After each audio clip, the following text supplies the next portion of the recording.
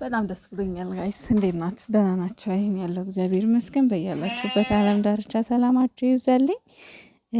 ማን ነው እንደኔ በጣም ደስ ያለው ዛሬ? እንግዲህ ትላንትና እንዳያችሁት ሩታ በጣም አሟት ነበረ፣ ሆስፒታልም ሄዳ ነበር። ያው አንዳንዴ ነገሮች የማያልፉ የሚመስሉን ነገሮች ግን ያልፋሉና ሩታዬ እንኳን በሰላም ተገላገልሽ። እኔ እንጃ ብቻ ቃል የለኝም። የኔ እናት፣ የኔ ጎበዝ፣ የኔ አንደኛ አንበሳ ብዬሻለሁ። እንኳን በሰላም ተገላገልሽ መብርሃንዬ፣ እንኳንም ቀረበችሽ፣ እንኳንም ወለድሽ። እንግዲህ ፈጣሪ የወለዳችሁትን ልጅ የተጣላ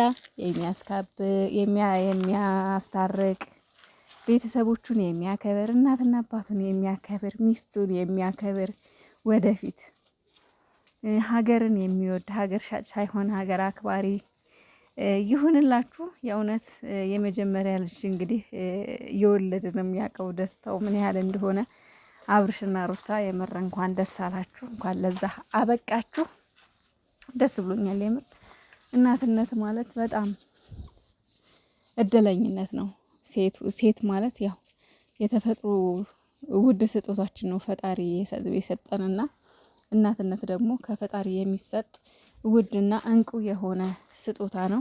ለዚች ደግሞ ሩታዬ እንኳን አበቃሽ ለዚህ ውድ ለሆነ ተፈጥሮ እናትነት ማለት ነው፣ ፈጣሪ ለሰጠን ማለት ነው። እና በጣም ነው ደስ ያለኝ የምር። እመብርሃንዬ የኔ እናት የጭንቃ ማላጇ በጣም ነበር የጨነቀኝ። እኔ እግዚአብሔርን እኔ በአብርሽና በሩታ ጉዳይ ብዙ ጊዜ ቪዲዮ አልሰራም፣ ግን በቃ አንድ ጊዜ በጣም ተከፍታ እንደስ ስለነበር ምናምን እሷ እንደዛ ሆና ስሜቱን አስቡት። በእኛ ቦታ ቢሆንስ በሉ እሷ እንደዛ ሆና በእግዚአብሔር በማርያም እጅ ተይዛ፣ አብርሽ ግን ከነ ሄርሜላ ጋር እንደዛ ሲሆን በጣም እናደር ነበር። በጣም ውስጤ ይበስል ነበር እውነት ለመናገር ማለት ነው። ከባድ ነው። እና ከዚህ በኋላ ደግሞ እግዚአብሔር እኔ እንጃ ለልጃችሁ ስትሉ ያፋቅራችሁ። ይህ ድራማ የሚባል ነገር ከምድረ ገጽ ይጥፋ የምር።